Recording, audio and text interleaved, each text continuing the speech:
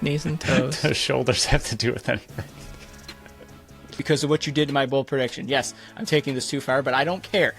We're The going. noise is great for those who are audio only.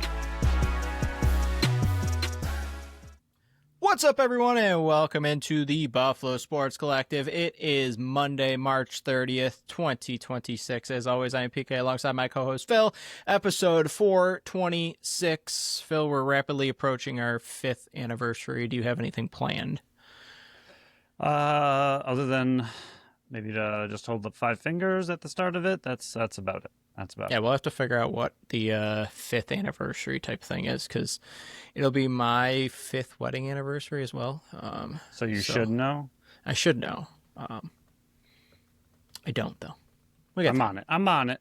He's on it. Well, he's doing... Oh, he's got it. It's wood. Pretty lame. I'm building Brooke a bench, so... It's Done. made of wood. So there we go. Remember, it says that we should be planting a tree, so we'll plant a tree somewhere. I got a couple trees that I got to plant this spring. A couple apple trees, go. so we'll go with that. We're your host of Buffalo Bandits, Buffalo Bills, Buffalo Sabres, and anniversary gift giving advice people here. And you can follow us on Facebook. Anniversary. Very specific. Facebook, Instagram, Threads, and TikTok, Buffalo Sports Collective, and on X and Blue Sky, Buffalo Sports Co. Don't forget to follow our channel wherever you listen to podcasts. Check out our website at buffalosportscollective.com and look for time breakdowns in the description of the show. This week, Phil's article will be out on Tuesday. Give that a read. Should be a bit quicker because there weren't a ton of goals scored, so you're not going to have to dive into too much. Not as many penalties either. I know there's one sticky subject that everybody's looking into. We looked into it a bit, but yeah, he doesn't have his hands full as much as he did a couple weeks ago with the doubleheader last time he had to talk about the Rush. Interview coming out on Wednesday with somebody from Vancouver. Vancouver. Why did I think it wasn't Vancouver? Vancouver. You did great. We're winding down in the interview series. We will be having interviews regardless of what happens with the Buffalo Bandits all through the playoffs. I got a couple ideas scheduled, so not scheduled. Planning to be scheduled. So stay tuned for that. Power rankings and week 19. Yeah, 19. Only 3 more weeks of the NLL season. Those will come out on Thursday. You can vote for the people's picks who are still locking down the number 2 spot after this week on X on Monday, Tuesday, Wednesday, and on Instagram stories on Tuesday and Wednesday. Help participate in people's picks and continue to kick my butt. On today's episode, Buffalo versus Saskatchewan review. Another comeback victory from the Comeback Kids.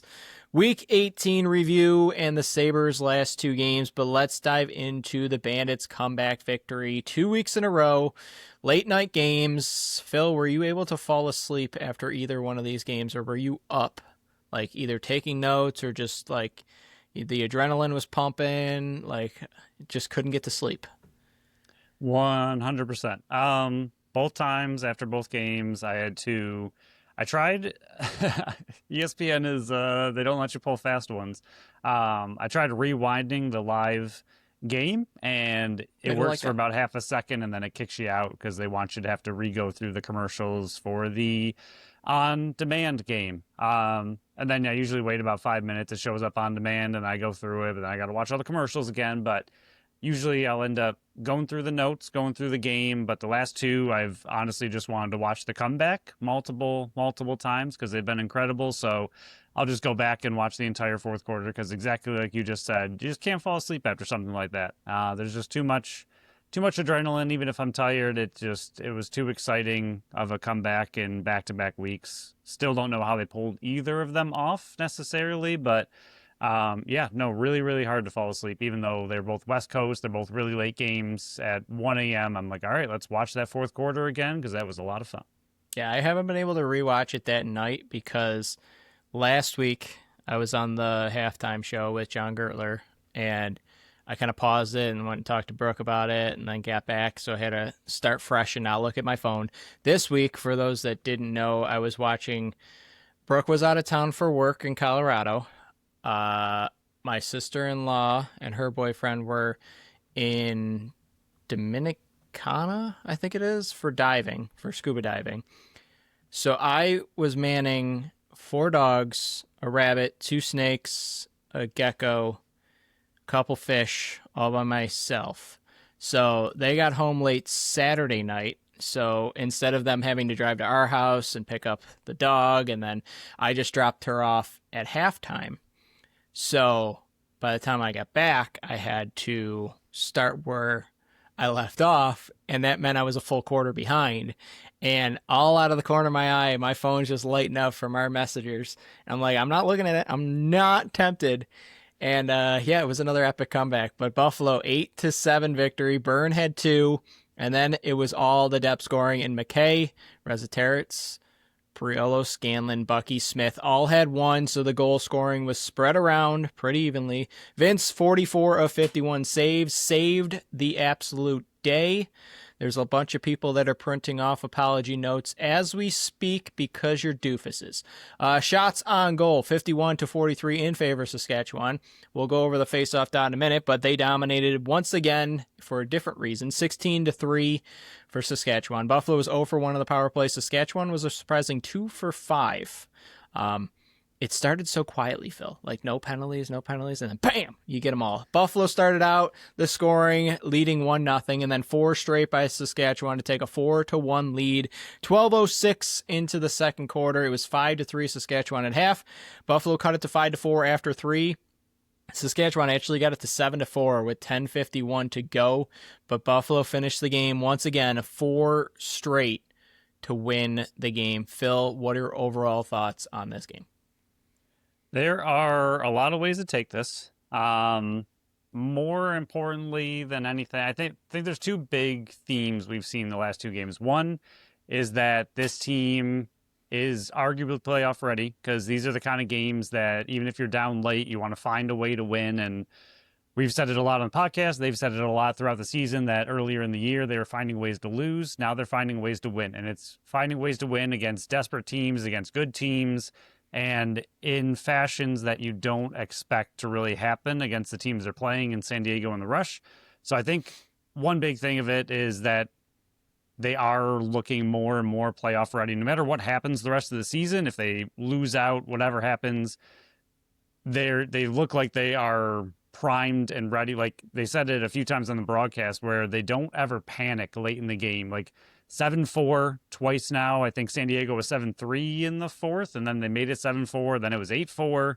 And neither time did you really see panic. You saw an increase in hustle. You saw a little bit more transition. You saw them pushing the pace of play. You see all the stuff that they need to do to rapidly score some goals, but you don't see them really, truly freaking out or panicking. And I think that's the big thing with a veteran team is that even in these really, really tough situations, they remained calm and just stick to their game plan. And some reason it takes 4 quarters to start working, but it did eventually work. And then the other big thing, as the game was going on, especially in the first 3 quarters, the first half more than anything, but even into the third quarter, I kept thinking to myself that Frank Scigliano was stealing this game for the Rush. I didn't think Buffalo looked amazing, but the chances they did get, Frank was right there and making all these big saves. And I was like, man, this is not going the Buffalo way. Here we go again, getting goalied. But then Vince, I think just in the second half especially, really crept up in my mind of, wow, he's actually keeping the Bandits in it. And the way he was doing it, I was like,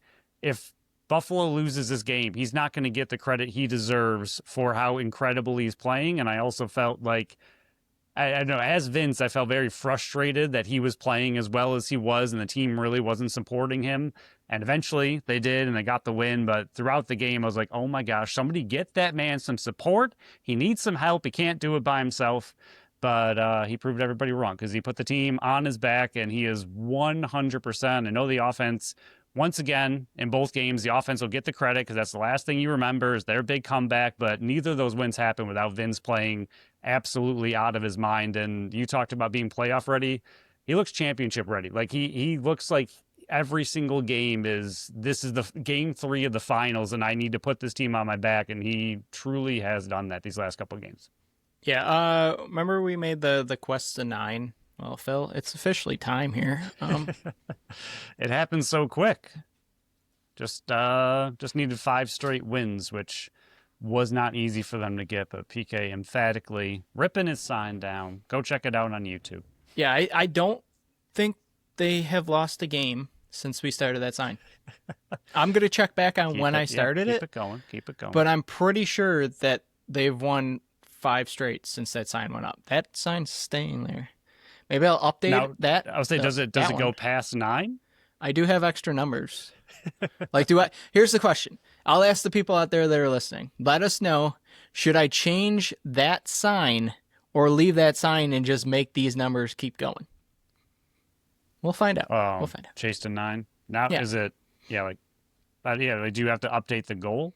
That's what I'm wondering. Like, does that change, or do you just keep counting up? Like, you're past 9 now. We're at the number we want to. But, yeah, I don't think they've lost since that sign went up, and I'm not moving it.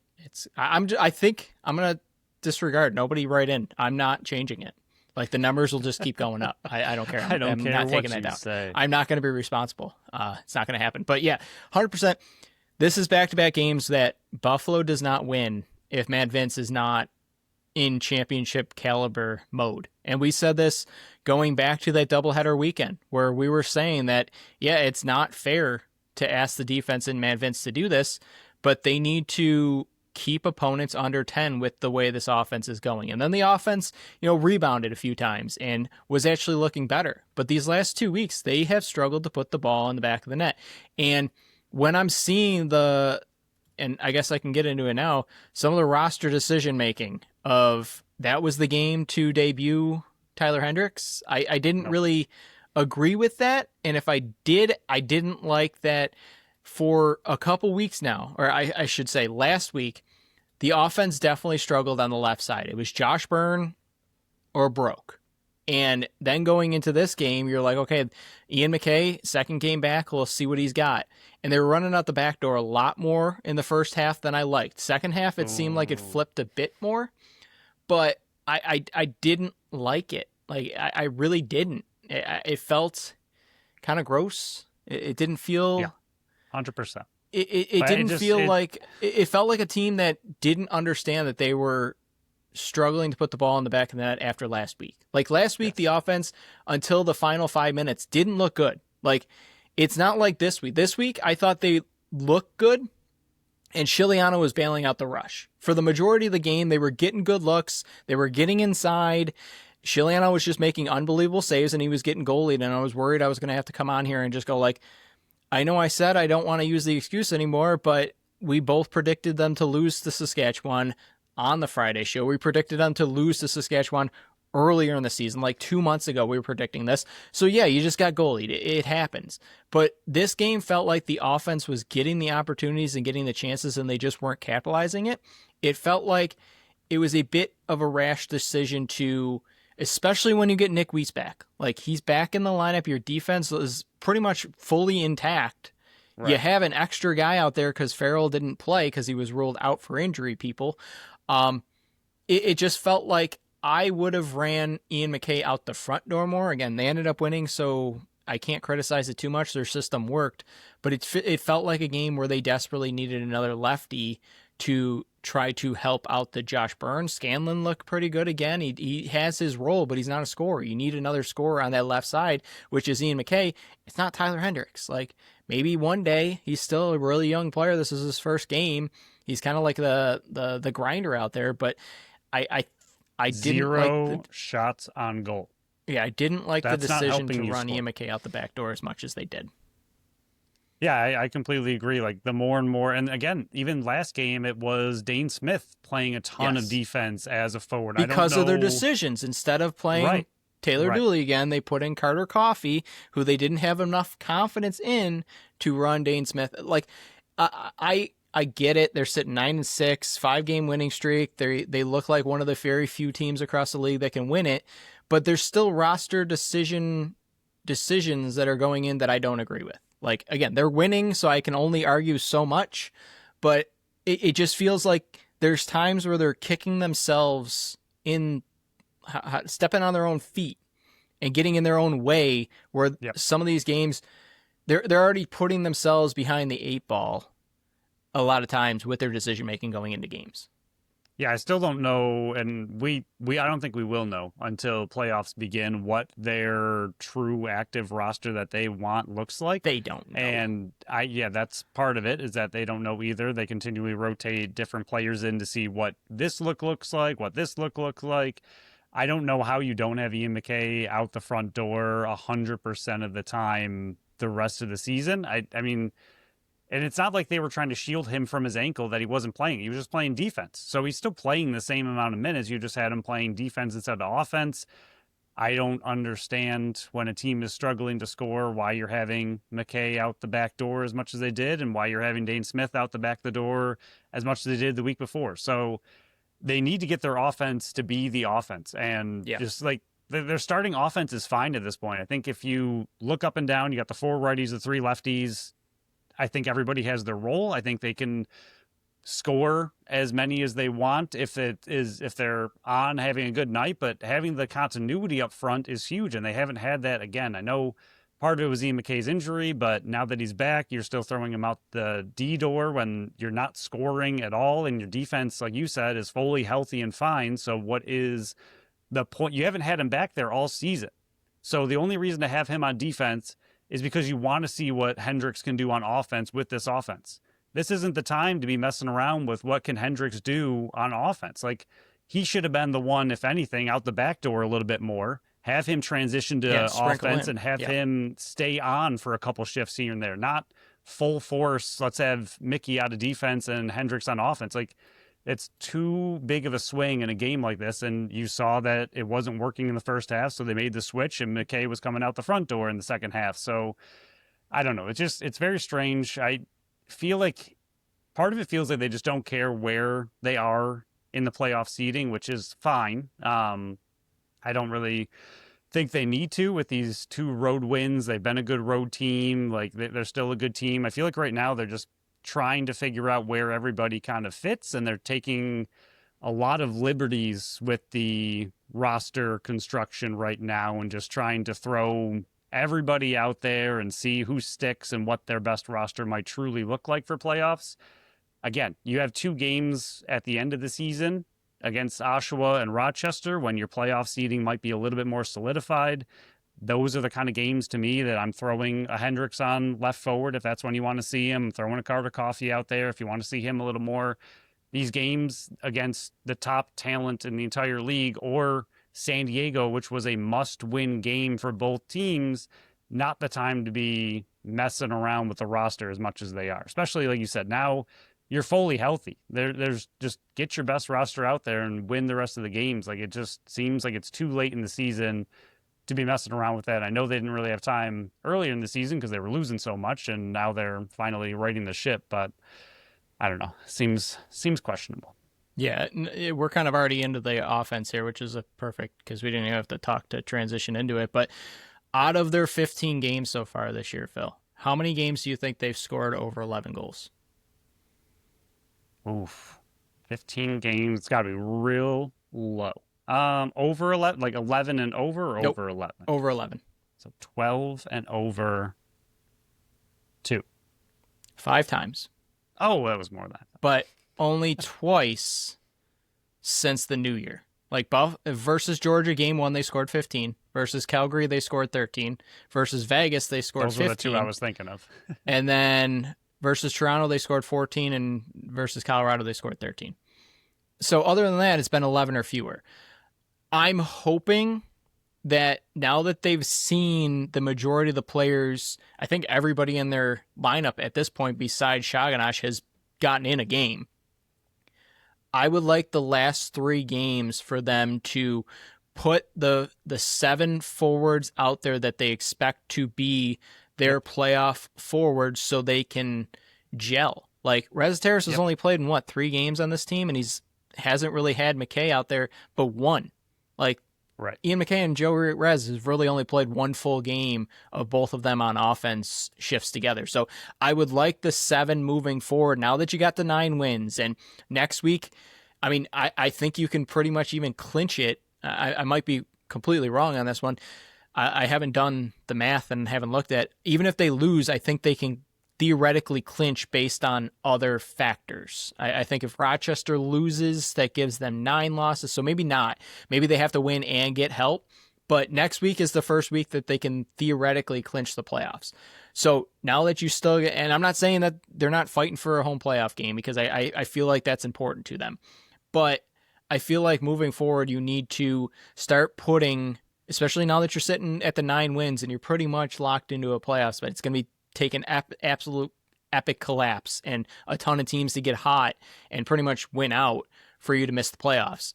Now that that's happened and you got to the 9 wins that we were saying is pretty much the cutoff that you need to get to, I would like them to start putting out a lineup, and depending on Connor Farrell's injury, that you're expecting to see in the playoffs. Because a lot of times going in the playoffs, a lot of these teams have had the same type of systems. Yeah, one guy out, one guy in, but we've said it on multiple. They haven't had the same lineup all season long. So I would just like them moving forward for the set 3 games that remain, them to have the same type of forwards out there that you're expecting to see come playoff time, because that's important. Like Buffalo is for years and years and years have had the same type of players out there because you were able to keep the team the same. Now Scanlon's a full timer. Ian McKay is full-time out the front door for the second straight year. You got Joey Rez mixed in there. Like, there's a lot of different pieces up there that haven't typically been up there that you need to, okay, if Joey Rez does this, what does Dane Smith do? If Dane Smith does that when Joey Rez is doing that, where's Josh Byrne? Like, you need to work out all those kinks. And I get, you might wanted to see how Tyler Hendricks did it. I would have ran him out the back door and let him play a couple shifts. I will give them credit. They made the adjustment at halftime and made Ian McKay play more full-time forward. So in the past, I harped on Brandon Robinson a couple years ago where they needed him to open up space for Josh Byrne in that Georgia game, and they refused to give him any forward shifts and just kept running him out the back door. So at least they get credit for making that adjustment of, okay, we need more forward potential here and more dangerous forwards out there to try to beat Chiliano, and they got it from Ian McKay. But I mean, it wasn't all rainbows and sunshine with this offense. I mean, yeah, they scored 4 goals in 8 minutes and 43 seconds in the fourth quarter. And, Scanlon multiple times in the third quarter, he got robbed by Chiliano. But the offense, I mean, for the first 12 minutes, just low quality chances. Like the first 12 minutes, the offense was just pumping it from the distance, not getting inside on Chiliano, who's very good at staying on his line. Again, for the 3rd, 4th time, I think we tweeted this out, maybe 5th time, they call a timeout at the end of the first quarter and don't even get a shot off. Like, that can't happen. It's not just a one-off. Every single time, I think, so far this season that they've tried that right before an end of a quarter, the time expires before they even get a shot off. I'll have to look back on how many times I said that, but I think Halifax was an example. Like there's been multiple times this season where they drop a play, it takes too long to get it going, and they don't even get a shot off. I mean, the first offensive goal, Phil, happened at 9 minutes and 29 seconds in the second quarter. That's how late it happened for an offensive set to score. The 2 offensive goals in the first 30 minutes. Like, they can't happen. Offense, they have to, like, the transition and dangerous opportunities from Saskatchewan, Buffalo's offense either had to get off the field or get back on defense, and they were doing neither. The droughts this season, 4 goals in 51 minutes and 17 seconds, one of those was in transition. The goal droughts between goals 1 and 2 was 16:29. The goal drought between 3 and 4 was 15:50. So more than 30 minutes there, you scored 2 goals. Like the goal droughts, and I know Chiliano was playing unbelievable, and Buffalo's offense came in when they needed to, but I think you said it perfectly off the top. This is back-to-back weeks where the defense and Matt Vince are not going to get the credit they deserve because of the epic comeback from the offense. The offense has let down this team in back-to-back weeks for the majority of the game. Yeah, they came up clutch when they needed to, but for 55 minutes, back-to-back games, they have been relatively quiet and just kind of like, we'll turn it on when we need to. There's some teams like Vancouver that I don't think you can do that against. Yeah, last against San Diego was 50 minutes of 3 goals, and all 3 of those were on the power play. So same thing in this game, which is just, it's not good enough. Like you said, like, yes, they're winning, so it's really hard to say it's not good enough. And I think I think it still goes back to, it's not the same 7 guys. Like, there's no, like, they're not used to playing together yet, Not and enough. this would have been a good time to do it, and you didn't really do it. You put Hendricks out there. I think that is a big factor into it, and it's not technically all the players' fault. That's coaching decisions. I mean, look at how long it's taken, and this isn't a negative. This is kind of a positive because it is a big thing that happened this game a lot of times. But look how long it's taken Byrne and Scanlon to truly develop some Yeah. chemistry, and now they're throwing pick and rolls like it's no one's business. And I mean, how many times did Scanlon either use his speed off the bench to get inside, or Byrne and Scanlon had a great 2-man game to get inside, and he had a ton of opportunities. Wish he would have scored a couple more, but again, Frank was doing really, really well. But look at how long it's taken to build that chemistry to get to that point. Like, it doesn't happen overnight, even with the same lineup, even with the same people. And the depth on this team is, I mean, no offense, but it's weaker than it has been in the past. It's just, you don't have a Cloutier who's an elite scorer. You don't have a Fraser who's an elite scorer. Like, the depth used to be that much better than it currently is. So I think the chemistry between the offense right now matters that much more, because your depth isn't quite as elite. Like, Cloutier could take on the whole team by himself. Fraser could take on the whole team by himself. You don't have that as much this season. And even when they do, they just don't have as much talent as those guys. They're two of, some of the greatest forwards in the league. And because your depth is taken a step back, I think the chemistry just matters that much more. And another positive I will say is that even though Joey Rez isn't scoring a lot, the 2 goals he has scored were massive goals. And I think that's kind of what you get in a veteran offensive player compared to a younger player. Like, if Nielsen, he's doing really well in Philly, and I think we'll go over that a little later, but I don't think Nielsen has the same impact that Joey Rez has had in these last 2 games. I don't think he gets those really great goals, the game winner against the Rush, or the really in tight game. What was it? He's not even cracking the lineup. That's part of the problem too. Yeah. But like the goals that Joey Rez was able to get are like a veteran mind frame of, he hasn't done anything all game, hasn't gotten a goal, and then in those big moments, he's still able to come through because he stays composed and stays head down and keeps doing everything he needs to do to get in those situations, and is able to bury one of the best goals of the season. I feel like it's going to be underlooked at how talented and stylized that goal actually was on his offhand, falling away to be able to twist it through Frank's legs was really impressive. So he might not be getting the numbers you or I would like to see out of him, knowing the caliber of forward that he is. But I think in the big moments, he's still able to come through in really tough, awkward situations. Yeah, I mean, it's pretty much all I got for the offense here. We can flip over to the defense. And I thought allowing just 7 versus Saskatchewan is very impressive, considering how lethal their forward group can be.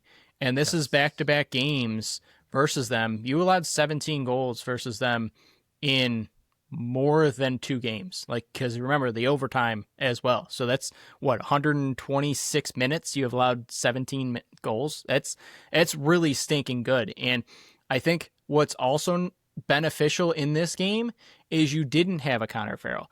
And in game 1, he only won 4 of 24 faceoffs. So it's not like he was helping you. And I think this was a game where we were talking about where he just didn't add much. Like in game 1 versus Saskatchewan, that's what I'm saying. He didn't add much being there. Like, Naso was winning them clean. He wasn't really getting any mucking it up or any of that kind of stuff that they always say in the dot. He was just getting beat clean. So I think what one benefit in this one, and I think moving forward when Farrell is healthy again, that can be also a strategy moving forward of, okay, Farrell struggles against Jake Naso. You do not have to play him in this one. Put an extra guy out there. Phil, they still won 3. They won 4 with a Fogo out there. Like, I'm not saying that it's not taxing on these guys that go in there, but you saw 3 guys do it. It's not like you have to rely on just Ian McKay from a couple years ago. Yeah, I thought I went in there saying I thought Dylan Robinson should get the opportunities. I was talking, me and Brooke had a bet. She was thinking it was going to be Thomas Whitty. I said it's going to be Dylan Robinson. I said, okay, whoever takes the majority of them. Yeah, Whitty didn't even play, so she ended up losing that bet regardless. But I thought out of the 3 of them, I thought Dylan Robinson looked the best out of all of them. But that's besides the point. That's not even the argument I was making here. You had an extra defender out there that relieved. it wasn't as taxing on the same amount of guys because you didn't just have a guy that's out there for 3 seconds each shift on the faceoff. You had an Right. extra body out there. Like McCannell probably wouldn't have been dressed if Farrell was healthy. Hendricks might not have been dressed if Farrell was healthy. You had an extra guy out there that can take regular shifts, and that's why it's so important. When we say faceoffs only matter in certain situations, yeah, that's very true.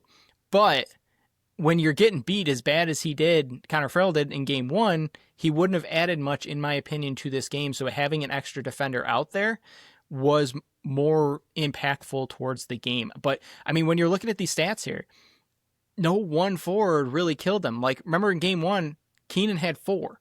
Keenan had 1, 1, and 2 in this one on 10 shots. Mans 1, 3, and 4 on 9 shots. Walter played in this one, had 1 goal because he was left wide open on 5 shots. The lefties went 3 for 24 shooting. You're looking at the righties, Church 2 for 8. Shanks 1 for 10. Zawada 1 for 6. Haley 0 for 1. They went 4 for 25 shooting. So what is that? 7 for 49.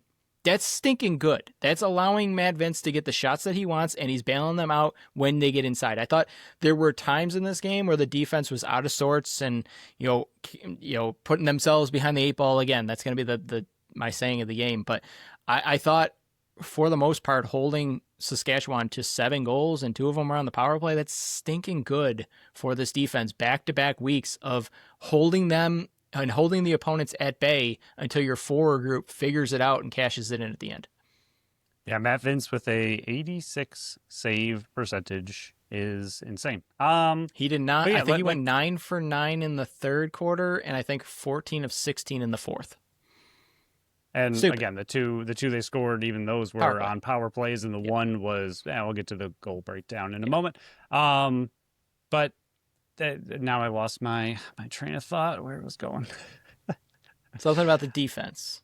Yeah, no, I know we're on defense. There it is. So the other thing with there it goes.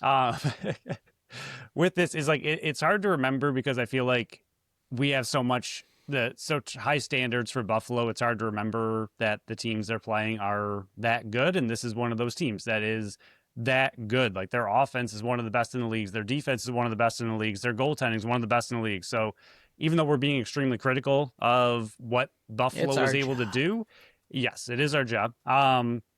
You can also look and say like, okay, they were able to, like you just said, hold the Rush to only 7 goals, and the Rush have an incredible offense. Like to be able to do that against a team of this caliber is really, really impressive. I do agree with you that I think there were some clear breakdowns, and when they did break down, which was missing in the beginning of the season, Vince was there to bail them out, and he was making those monster saves, way too many in the fourth quarter that he had to come up with to keep this team together. But outside of those power play goals, when the Rush, who are a great offense, needed a goal, they couldn't find it. Like the Buffalo Bandits were catching up and catching up and catching up. And that whole time, every possession the Rush had, they really just needed 1 goal. And I think they either would have deflated Buffalo or just it would have been too much for them to come back against this caliber of a team.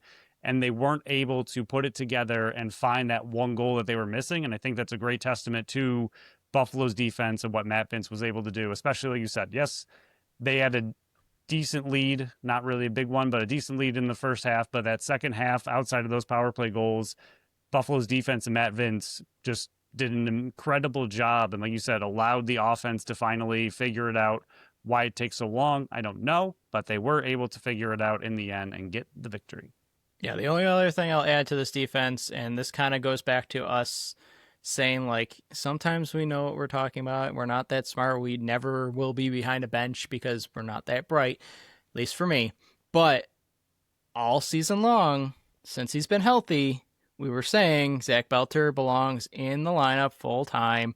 Makes no sense why he was a healthy scratch 3 different times this season. This is 5, and I get the defense is a unit, and when one person fails, it might not be their fault. But this is 5 straight games he's played where the guy he's covering, he does not have a breakdown and that person does not score. Just saying. I will say I did have 1 shift that I watched him and I was like, I don't know what he's doing out there. But then the next shift, he trucked someone over and got a loose ball. And I was like, all right, you're good. You're good. Also, Nick Weiss coming back. Wow. Do not want to leave the defense without talking about him. He was a man on a mission. He looked like this was the first game of the season with those that little break he had from the injury. Like, his stats might not show it, but he was running around like an absolute maniac. He looked like he had more energy than I've ever seen out of him. And I do think, I don't know if he was actually, I don't know how injured he was. We know he was injured. I don't know what it was. We don't know how serious it was, but even just that break for a little bit, he looked like he was just flying around the entire field, causing havoc, and just did an incredible job in his return. Like, I feel like it showed when he was missing. They still did a good job, but having him back out there, you noticed a pretty monster difference when he was on the field. It was an upper body, so his legs were fine. That would explain. We're just resting. He was just resting them the whole time. He was rested. He was itching to get back in. But before we dive into the goalie breakdown, well, there's only 7 this week, so it's easy. Our first and only sponsor of this episode is Tap That Tap Room at 363 Delaware Street in Tonawanda, New York. It's Buffalo's first women-owned self-pour bar featuring 30 consistently rotating taps. They offer a variety of beers, ciders, sours, seltzers, and malt beverages. PK Tap That Tap Room is continuing the run of sports coverage as they have March Madness, Buffalo Sabres games, and the famous Buffalo Bandits watch parties. But arguably, more important than that is it is almost patio season, so you can gather your friends, gather your favorite food from wherever you want, sit outside on the patio under the lights, and enjoy tasting a wide variety of beers and maybe find your new favorite. To find out what sporting events they will have on TV, plus other upcoming events, check out their Facebook page. And to find out what's on tap and what's on deck, check out tapthattaproom.com. They have something for everyone. I was just outside cleaning the front ditches, so I hear it in your voice, Phil. I know it's coming. I was outside cleaning all the ditches today for like 3 or 4 hours, so I was enjoying it, and I was like, oh, I wish I could go find a nice patio bev. Patio bevs. Patio bevs coming right around. We'll go over the goalie here. Matt Vince, just insane. I said it off the start. There's so many people, including media members, that were calling Matt Vince. Maybe Father Time has finally caught up to him, and you did that breakdown well before this run started, saying like the numbers are lying. Like, this is not the true Matt Vince because he's not facing the same amount of shots, and that inflates. I shouldn't say inflates. That affects his numbers more when he doesn't face the same amount of shots, and the shots that he's facing are high-quality chances right on top of him. The defense switched. Primetime Matt Vince came out, and he has not lost a step. He's still one of the best goaltenders in the... He can literally... Like, I'm not even joking about this. He can play into his 50s, and I guarantee he would still be a top 5 goaltender. It still might take him... 5 or 6 games into a season to crank it up, which we've talked about in the past. It sometimes, I think last year is the exception. It used to take him a few games to get into it because he's not playing summer ball anymore. This was the season where it kind of took him, and the shift in defense and the rule change and all that kind of stuff. Like, he has not lost a step. It's not there. Like, I don't see it at all. So there's so many people. We were saying, like, maybe the only thing we're guilty of saying is he's not making those big, unbelievable saves that he was making in playoff times. But that has flipped. We were not saying like Father Time has caught up to him. We were used to, there's times where Matt Vince isn't making the unbelievable, ungodly saves anymore. Now he is. And that's been going on through this entire run here. Like, I don't remember the last time I looked at it and went, he's not making those unbelievable saves. That's how long he's been doing it right now. But 2 on the power play, 3 in transition, just 2 set plays went in, and we're going to go over it. Number 1, Desnew was slow again to get out to him. I thought Desnew had a nice rebound game after the first 5 or 6 minutes. Like, I thought the first 5 or 6 minutes, I was like, oh man, is this going to be another Mitch Desnew game where his numbers are there, but my eyeballs are telling me a different story? He doesn't get out to Church, and Church goes the opposite side and beat Matt Vince, tie it 1-1. But then he kind of cranked it down after that. Mann's fresh off the bench. No one gets to him right in front. Another transition goal. This one beat Matt Vince 2-1. Saskatchewan. The third one is Wada in transition. These back-to-back goals here, it's because either the offense wasn't getting off fast enough or they weren't getting back. Like, you had free guys coming right off the bench untouched. And this one was in transition. Defense was all out of sorts. Can't find the open guy running right up the middle. Make it 3-1 Saskatchewan. Dylan Robinson goes for a loose ball. in front of the net to the other side, leaving Walter wide open to make it 4-1. That's when I was like, okay, God, that goal was the one where I was like, I don't know if they're going to be able to come back from this one. Like San Diego was a different story. This is Saskatchewan, and I know it was early in the game, but I was like, oh, they might not be able to make it. Keenan, 4-on-2 in transition, just 2 Bandits back. Keenan is left wide open right off the bench to make it 5-2, and then the 2 power play goals. Shanks, 3 or 4 chances on that one, gets the quick stick, the jump shot in midair to make it 6-4, and then the Church one on the power play sneaks in the middle. Bandits are again out of sorts. It was another quick stick. So I personally didn't have any on Matt Vince in this one. I don't know if you see the same way. You're nodding your head yes, so I would assume so. But it was a lot of transition, so I'm blaming either the guys aren't getting to the bench quick enough or not getting back, so I'm putting those on the offense. To me, the power play ones, those ones are always like up in the air. Your goalie's got to be the best penalty killer, and he was for the majority of it. Those goodness. both were quick sticks, and then the other ones were just the defense not getting out on hands. So out of those 7, I didn't have a single one on Matt Vince, and this is not me being a Matt Vince apologist, even though it sounded like I am. I didn't have any on that Matt Vince would want back. Yeah, I think the couple that were even strength setup ones were just breakdowns on the defense itself. Yeah. Like you said, that 6th power play goal, I did go back. I think in my notes, I was getting frustrated for Vince, and I could feel it when I was typing the notes. And I think I said after 10 shot clock resets, the Rush finally get the goal. Yeah. I did go back and watch it with a cooler head, and it was 4 shot clock resets that they were able to get. I said 3 or 4. And then they were able to bury. If I'm Vince, I know it's on the penalty kill. There's only so much they can do. If the rebound doesn't go right to a defender, that obviously... was the 5-on-3, right? No, I think it was 5-on-4. It started 5-on-3, and then Priolo came right out of the box. Okay, yep. There's only so much they can do. If it goes to the corner, you're not going to win that loose ball. It's just a bummer. And then again, just felt bad for Vince making incredible save after incredible save after incredible save, and then they were able to finally punch it through. And I was like, dang, that stinks for him. But yeah, a lot of that game, it was just frustration for Vince with how incredible he was playing. And again, breakdowns are going to happen, especially with an offense as good as the Rush are. But like you already mentioned, not only McKay, but the second half adjustment to shut down their transition, which was incredible in the first half. And I was like, oh boy, if the Rush are able to keep up this transition game, it's going to be a nightmare for Buffalo. And the second half, they didn't have any transition goals. I know there were a few plays that Vince had to come up with a big save, but I think they were not as clear-cut as the other ones, other than it was the 4th quarter. I want to say it was possibly right before Buffalo took the lead. Keenan had that 2-on-1 transition opportunity, and he passed it to Keenan, who was wide open, and Vince was able to stuff it between his legs and get that big save. So there were still a few transition opportunities, but they did limit them in the second half by quite a bit. And overall, I thought the defense played and looked really well. And again, to not say nearly enough about Matt Vince and how great he's been on this run. And without him, I don't know if they'd be in the playoff picture right now. No, not a chance. But we'll go over miscellaneous stuff here. It was the face-off. Connor Farrell, I understand that on the broadcast, they did say that he was a healthy scratch. That is not the correct statement. He was not a healthy scratch. He was ruled out early Saturday and put on the injury report as out. So he was not a healthy scratch. It was not a coaching decision. He was hurt. He was out. So if it was a coaching decision, would have been understandable. Well done. Yes. I get why people might think that it was a coaching decision. It was not. He was hurt. He was out.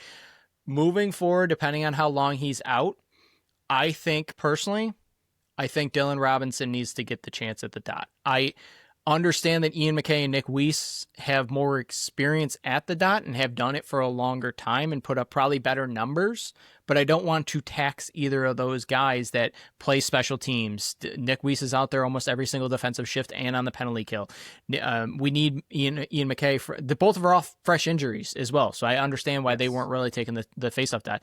It doesn't go into the numbers here. It's not about Mitch DeSnoo going 0 for 11. It's not about Ian McKay going 0 for 2. It's not even about Dylan Robinson going for 3 for 6. He just looked the best at mucking it up.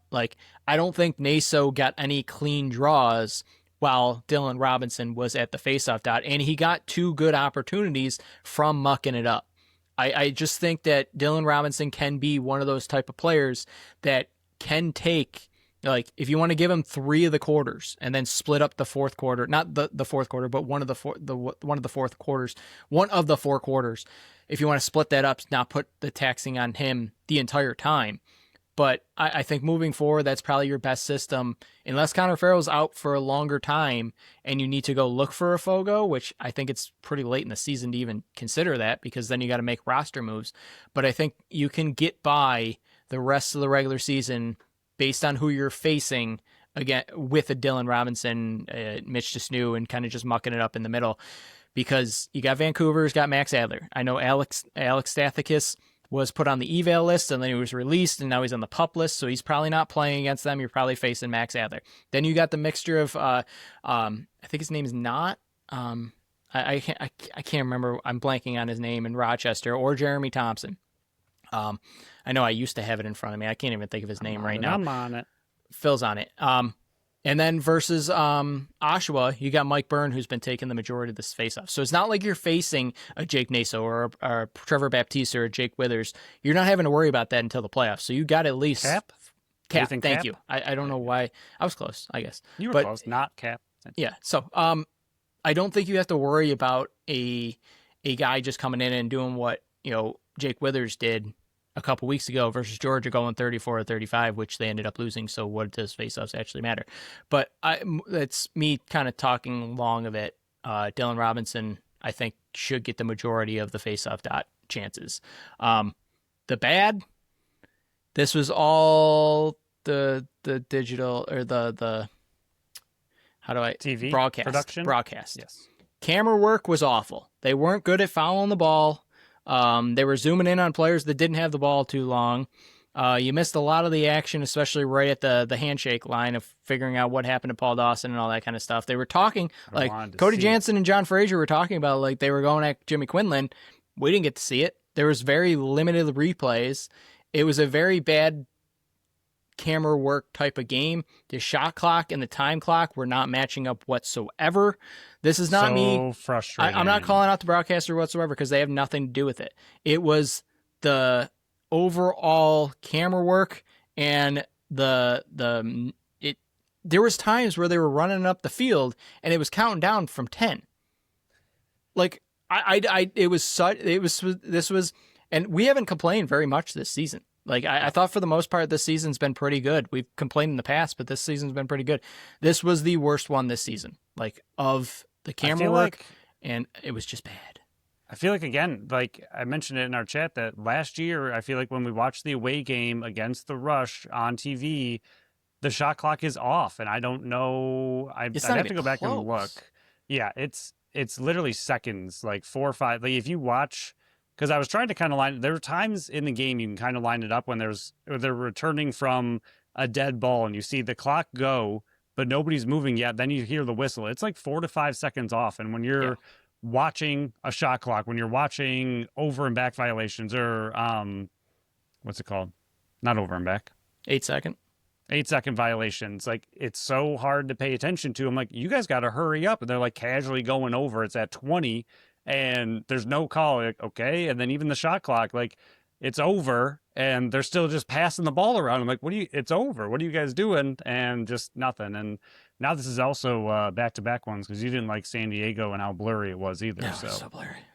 Bad couple of games for the broadcast. But yeah, the camera work, especially at the end of the game. Yeah, West Coast needs to figure it out. Not being able to see the drama at the end of the game. I know it's not something you necessarily expect, but that's why, to me, all broadcasts should have someone on a wide angle of the whole field in case you need to quickly cut to it, and you can see what's happening. Kind of frustrating to not see what was going on, and really only caught the last end of it when Dawson was up against the boards and the ref kind of kicked him out. But then they said that Priola was getting into it with the coach as well, and again, couldn't see any of that. So not the best broadcast.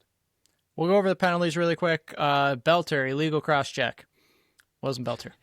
It was I don't know how you don't. How do you? I don't get how they got the wrong guy either. Like, that was But even like, how do you not be like, how do you just not fix the call? Like, and I even don't Belter understand how didn't complain. Saskatchewan didn't call that out, because credit Right. to Belter, like he kept his mouth shut. He ran right to the box Yeah, he was because like, Mitch all right, I'll DeSnoo's take it. usually out on the penalty kill for most Yep. times. And I Yep. know Zach Belter got an opportunity last week, but he's usually not on the penalty kill as Yep. much as we would He like to took get one him for the a team shot. for sure. Yeah, he kept his mouth shut and was like, I'll go serve this. This wasn't me, but I'll take it. It was definitely a legal cross check on Mitch DeSnood, though. Priolo holding, I didn't like this call. I didn't see it at all, at least based It on was the bad. replay, unless it was a different time. But based on what I saw, there was no holding there whatsoever. The Dawson delay a game, this was Agreed. the first time he got called for it this season. And then he wouldn't keep his mouth shut going all the way to the box with the game super close. I don't get it. I don't understand how you can't. You're that big of a veteran in this league. You know how important this game is, and you're trying to fight back from it. Keep your trap shut. You were in the crease, like, and you put your stick up. Like, I didn't like that one. And then the illegal stick. Yeah, I mean, I know this one's talked about more. We looked up a little bit, and I will say I laughed when Cody Jansen and John Fraser were like, they gave it back to you. Snap that thing, chuck it down the hallway.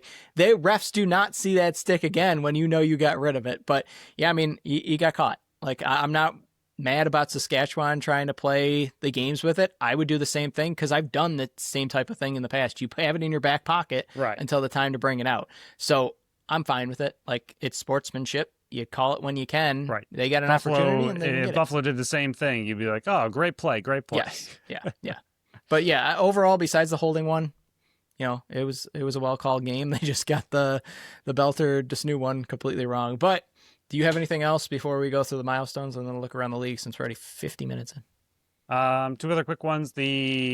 Once again, upsetting, and I don't get the Steve Priolo illegal cross check / diving.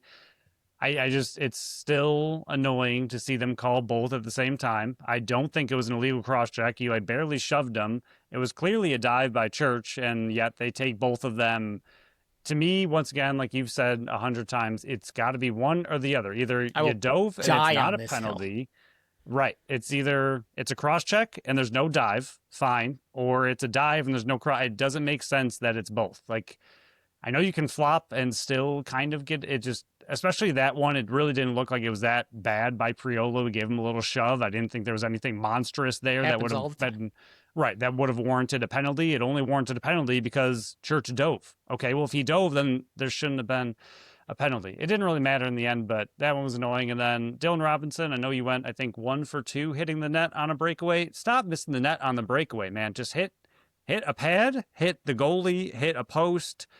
He's trying to be just too cute. And from what Patty Gregoire has told us, he's got a decent transition ability, decent scoring ability. Like, I feel like he just gets in his head when he has these wide open, clear cut breakaways where he's just trying to be too perfect. And we've seen him miss the net on breakaways a lot.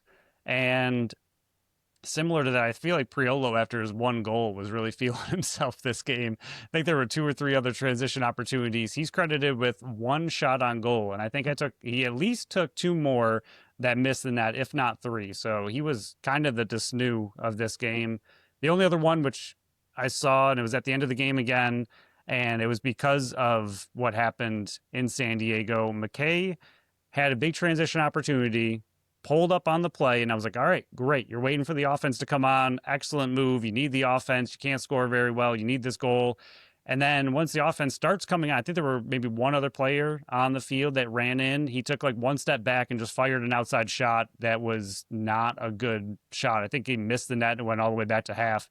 And it was, again, just those little decisions that you're not used to seeing from such a disciplined Bandits team. I was like, that's just not the move in that situation. But other than that, they won. Good game. Fun game, I'll say that. Yeah, they get to the quest for 9. They accomplish that 9-6 with a little bit of help. 1 game help this week. They're up to the 5th spot. So Buffalo wins next week. Georgia loses. I think Georgia's playing next week. I don't know off the top of my head. They move into a home playoff game. So me saying last week, save some money, we might not be saving any money. But out of the 12 possible milestone, Georgia's off. So they could come half a game, I believe, because Georgia will have 5 losses. Buffalo's got 6. Out of the 12 milestones, 4 happened. They completed their 500th regular season game. Dylan Robinson set a new career high in loose balls. Kyle Buchanan tied Chris Kluche in goals for the Buffalo Bandits. And Josh Byrne tied Justin Martin for 9th in games played in Buffalo Bandits history. But again, good game. They got back. It's the minor things that if they go on a deep playoff run, we won't even remember this game talking about it. But it's our job to break it down, and that's what we did. Week 18, one game on Friday. Halifax wins it 8-6 over Philly. Thank you, Philly, because of what happened on Sunday. Halifax kind of keeps their very slim playoff hopes and dreams alive, moving to 6-9.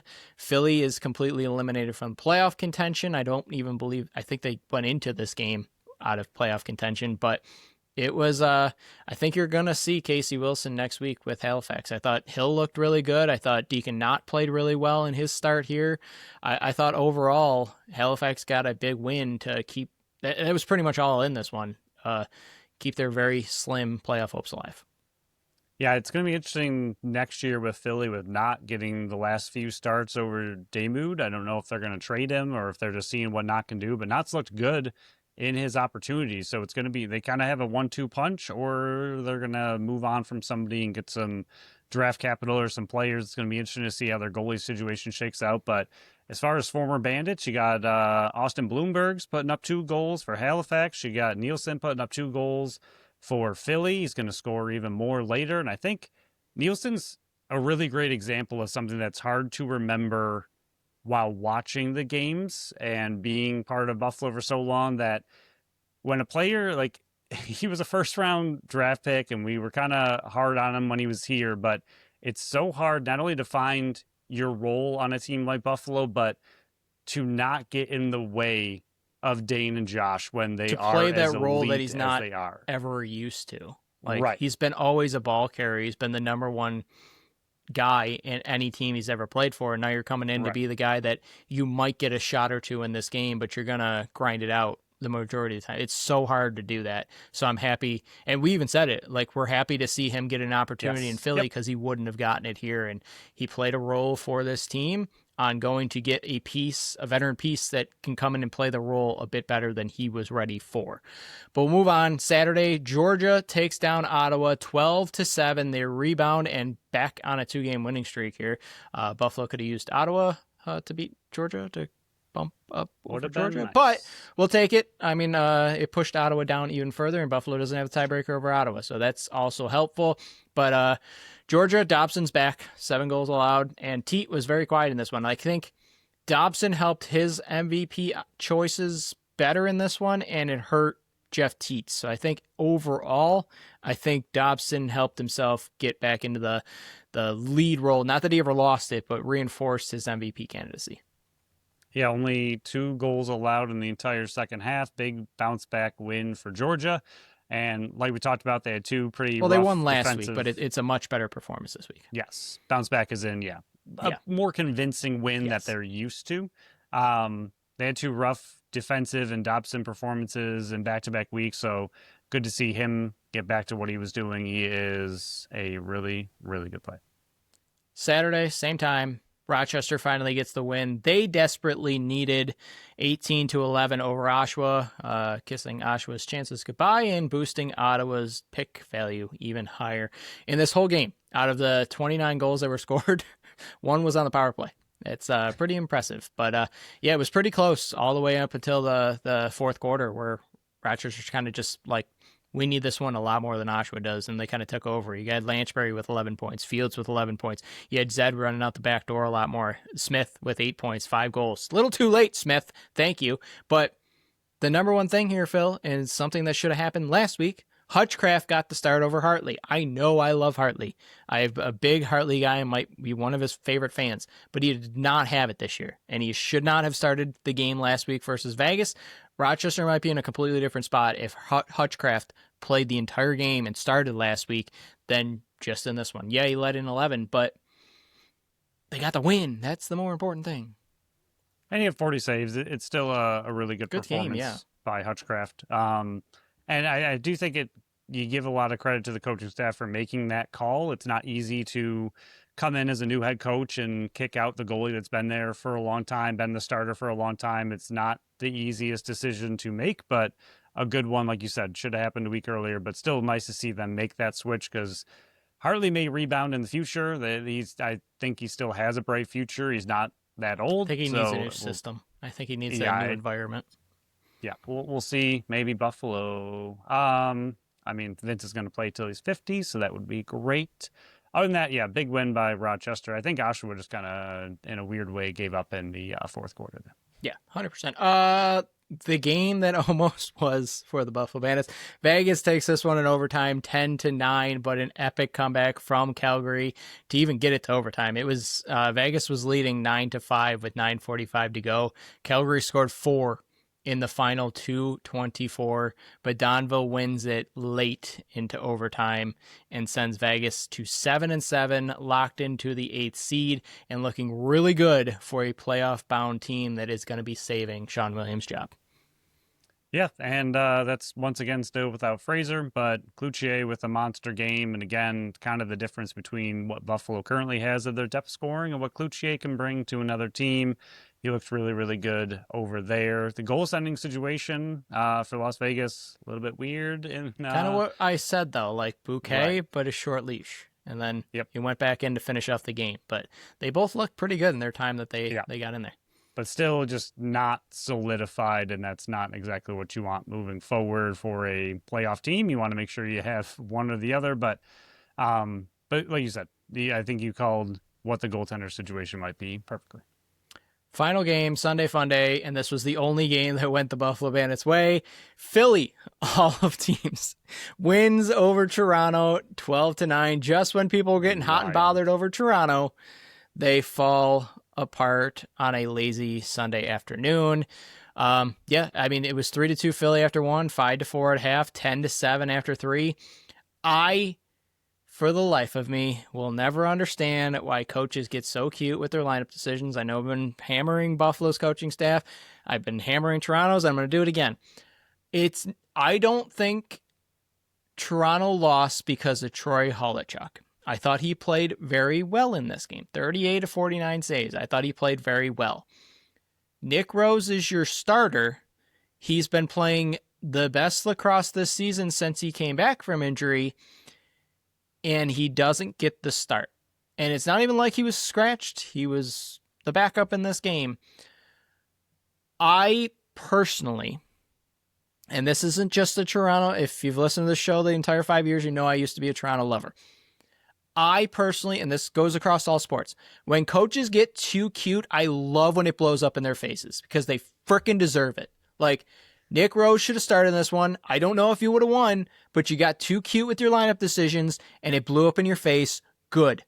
It should be that case. When you make a stupid decision like that, it should blow up in your face and you should have to answer the questions for it. So, suck a butt, Matt Sawyer. Suck a butt. You made the wrong decision. You got too cute and it blew up in your face. Yeah, we talked about this game before the game in our preview show, and I said, like, it should be a very easy win for Toronto. It's Philly's second game of the weekend. It's home for Toronto. You should be the better team. They're playing really well, and you drop it. And yes, they're still in a really great playoff position, but that knocked them down in the standings quite a bit, and it's just not the time. They had a shot at, and they still do, but they had a better shot at a home playoff game. Now it's going to be an uphill battle for them to get that, and that's not something you just want to throw away or play around with, but it seems like that's what they were willing to do, putting in the backup goalie for some reason. Again, he had a good game, but Rose was playing out of his mind and looked really good, and this team looked near unstoppable when he was in, and then you put the backup in, and you lose to Philly, the worst team in the league. I know Buffalo did earlier, but they've righted their ways. You do have the tiebreaker over Ottawa right now. So again, you're in a good spot sitting at 9 wins, but Philly somehow only beats playoff teams, Phil. They beat Colorado, they beat Buffalo, they beat Toronto.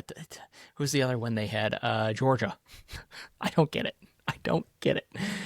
But that rounds out this one. The only help they get is from Philly. And Philly only scored 18 goals this weekend between 2 games. Ball prediction, baby. Looking real good. Move on to the Sabres here. Wrap this one up. Friday versus Detroit, worst game in months. They did not look good whatsoever. They lose 5-2, but then Saturday they bounce back, and I will give them full credit. Like, this is a different team, and I know I was harping on them on the last show on Friday, saying like that thing in my brain is still there that says like until they actually break this drought, it's still there and still sitting there, and I'm not feeling good about it. But they answered the questions in the room, and they kind of all said like Saturday's going to determine what time of team we are. Like it's go time. Yeah, and we need to win this one. And they fought back, they clawed back, they got the win in a shootout. That shootout goal, both of them between Tage and Quinn, filthy. Yeah. That move from Quinn was disgusting. And he is so good at the shootout, and he's played really unbelievable since the Olympic break. But they got the big rebound win. UPL looked really good. The goalie situation is a little nerve-wracking for me just because of they haven't gotten bailed out and the defense has kind of been shaky. But I mean, they're sitting, I think Tampa Bay just won today as well, if I remember correctly. Tampa Bay won 3-2. So they're tied in points. Tampa's got one game in hand, but they're sitting at 98 points. They're pretty much with 8 games to go. They got the big win that they needed over your second favorite team. It's true. I was happy to see the Kraken sneak in a point. They're trying to make playoffs. I don't think they're going to do it, but you got to keep fighting. I think the only annoying thing was hearing them say that they didn't play well against Boston and then coming out against Detroit and seeing them play arguably even worse. Like, okay, so you addressed that you played horrible and then you went out and played horrible again and then they fixed it. So it's still a little concerning. I'd like to see them go on. They don't need to go like win the rest of the games or anything, but I just would like to see them start getting back to how they were. And you mentioned it already, like you said, you were nervous, and hopefully they're not crashing out and they didn't use all of their great talents to go on this incredible, best stretch since 95 kind of run. And then they just kind of putter to the end of the season and kind of flop into playoffs. And this is when you want to get hot, not fall off. So I am going to be watching these last few games really closely to see, are they back on track? Are they like beating the Kraken in the way they did? Like you said, coming back, like, is that going to carry the momentum forward? Are they going to clean up their mistakes and look good? Or are they going to start dropping a few more games here and there, either taking it too easy or just not playing good hockey all of a sudden? So I am not concerned about their playoff hopes or anything like that, but I'm concerned and interested to see just how they wrap up the season. Yeah, going into Sunday's game, they were 7 points away from clinching a playoff spot and breaking the drought. They got 8 games left. They got one more on this homestand versus the Islanders on Tuesday. Then they got Ottawa and Washington on the road. They get the big Tampa Bay home game on next Monday. And then away in the Rangers, and they finish up with Columbus at home, away in Chicago, and then finish the season, regular season, home versus Dallas. So 8 games left. Win About 4 of 2 them, weeks. win 5 of them, win 6 of them, go 6-2, finish off in the number 1 seed. But yeah, that's if they had lost that Seattle Kraken game, people's heads would be starting to explode. They would be starting to feel like it's all over again. But 8 more games, 4 at home, 4 on the road. We'll have one game to talk about on our next show, which is the Islanders. They'll be playing as we're recording in Ottawa. But Phil, this one wraps up. Is there anything else before we shut it down and get ready for Vancouver, looking for the Bandits' 6th straight win and 6 out of their last 8? No, 6 out of their last 7, I believe. No, 7 out of their last 8. There we go. Got to it. A long show. Yeah, if they could start scoring before the 4th quarter, that would be great. And I don't know if that's going to change against Vancouver. So we could be in for another 4th quarter potential comeback victory attempt. I'd love not to have to sit through that again, but Vancouver is arguably the best team in the league. So should be fun. But congrats on the 2 ridiculous wins. Matt, Vince, thank you for being so good at your job. And Vince, the Mad Manny Minute's probably going to be back in full force this offseason. Coming up, remember Phil's article's coming out on Tuesday. We got a Vancouver interview coming out on Wednesday. You can vote on X for our people's picks on Monday, Tuesday, Wednesday, and on Instagram stories on Tuesday and Wednesday. Participate in that. Only 3 weeks left. People's picks are trying to catch Phil and stay ahead of me. We're all having great seasons. I'm just in dead last in our 3-man All right, during your great season. Yeah, it's been bad. I had a rebound season this year, and I'm still getting my butt kicked. Then we'll be back Friday with Bandits versus Vancouver, looking for a little bit of revenge. But the comeback kids strike again versus Saskatchewan. They get their quest to 9. Sign's not going anywhere, so I can't be blamed if they fall apart. But yeah, they're in the 5th seed right now and looking really good. So we'll end this one, and we'll talk to you guys all on Thursday. So thank you for listening to another episode of the Buffalo Sports Collective. Thank you to Tap That Tap Room for sponsoring this episode and this podcast. Follow us on Facebook, Instagram, Threads, and TikTok at Buffalo Sports Collective, and on X and Blue Sky at Buffalo Sports Co. Visit our website at buffalosportscollective.com for Phil's article. It's dropping on Tuesday. Follow our channel wherever you listen to podcasts, and make sure you leave us a review on Apple and Spotify. Enjoy this nice weather that's coming, everybody. Until next time, bye-bye!